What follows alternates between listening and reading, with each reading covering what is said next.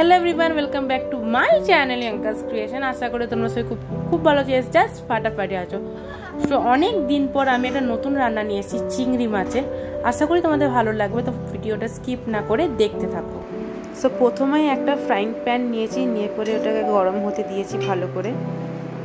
Frying প্যানটা ভালো করে গরম হয়ে গেলে দিয়ে দেবো হচ্ছে গিয়ে তেল। এই তেলটাকে যে চিংড়ি মাছগুলো ভেজে রেখেছিলাম সেই তেলটাই, ওটা দেখাতে পারিনি, ভুলে গেছি আর কি। তো যাই হোক, ওই তেলটা দিয়ে দিলাম আবার গরম হওয়ার জন্য ভালো করে।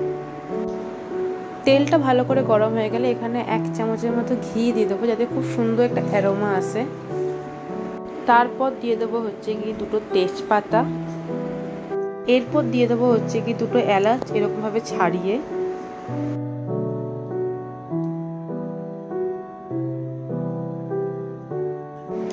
এরপর আমরা এটাকে না একটু নাড়াচাড়া করে ভেজে নেব। আর একটু ভাজা ভাজা হয়ে এলেই যখন একটা সুন্দর অ্যারোমা আসবে তখন দিয়ে দেবো হচ্ছে কি কুচনো পেঁয়াজ। এখানে ছোট একটা গোটা কুচনো পেঁয়াজ আমি ইউজ করেছি, মানে ছোট একটা গোটা পেঁয়াজ ইউজ করেছি কুচি কুচি করে, এই যে। তারপর এটাকে আবার ভালো করে ভেজে নেব। তো পেঁয়াজটা ভালো করে গোল্ডেন গোল্ডেন ভাজা হয়ে গেলে এরপর দিয়ে দেবো হচ্ছে কি আদা রসুন পেঁয়াজের হচ্ছে এক পেস্ট, ওই ধরে নাও 2 চামচের মতো দেবো। নিয়ে আবার এটাকে ভালো করে ভেজে নেব, যাতে এই কাঁচা গন্ধটা চলে যায়।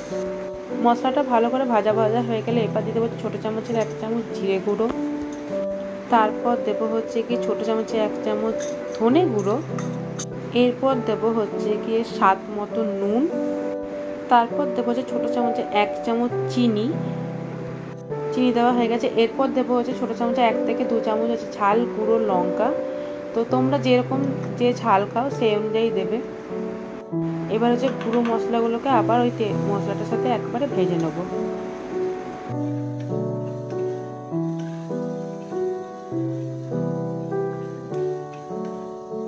তো মশলাটা এখন ভালোভাবে ভাজা হয়ে গেছে, এই যে সাইডে তেলও বেরিয়ে গেছে। তো এরপর দিয়ে দেবো হচ্ছে কি ডাবের শাঁসের পেস্ট। তারপর আবার ভালোভাবে মশলাটা কষিয়ে নেব।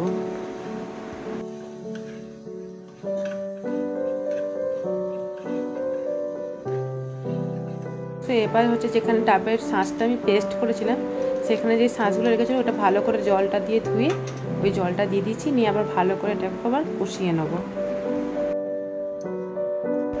সে এখন ভালো করে আমার এই গ্রেভিটা কষানো হয়ে গেছে। ঠিক এরকম থিকনেস হয়েছে ফুটে ফুটে। তো এইরকম থিকনেস হয়ে যাওয়ার পরে এখন দিয়ে দেবো হচ্ছে কি 1 চামচের মতো গরম মশলা।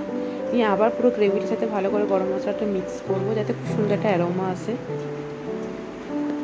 তো ভালো করে গরম মশলাটা মিক্স করা হয়ে গেছে। এরপর ভেজে রাখা সেই চিংড়িগুলো দিয়ে দেবো, নিয়ে আবার ভালো করে চিংড়ির সাথে গ্রেভিটাকে ভালো করে মিক্স করে নেবো।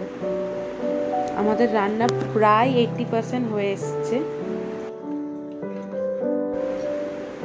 এরপর এখানে আমি 1/2 কাপের মতো জল অ্যাড করেছি, যে চিংড়ি মাছের মধ্যে না পুরো ফ্লেভারটা ঢোকে আর কি। একটু ফুটলে পুরো চিংড়ি মাছের এই ফ্লেভারটা, ডাবের সাথে যে ফ্লেভারটা সেটা খুব সুন্দরভাবে ঢুকে যাবে। তো এটা ফুটুক এবার। তো 5 থেকে 7 মিনিট ভালো করে ফোটার পরেই রেডি হয়ে গেছে ডাবের শাঁস দিয়ে চিংড়ি মাছ। তো তোমরা প্লিজ কমেন্ট করে জানাও তোমাদের রেসিপিটা কেমন লেগেছে।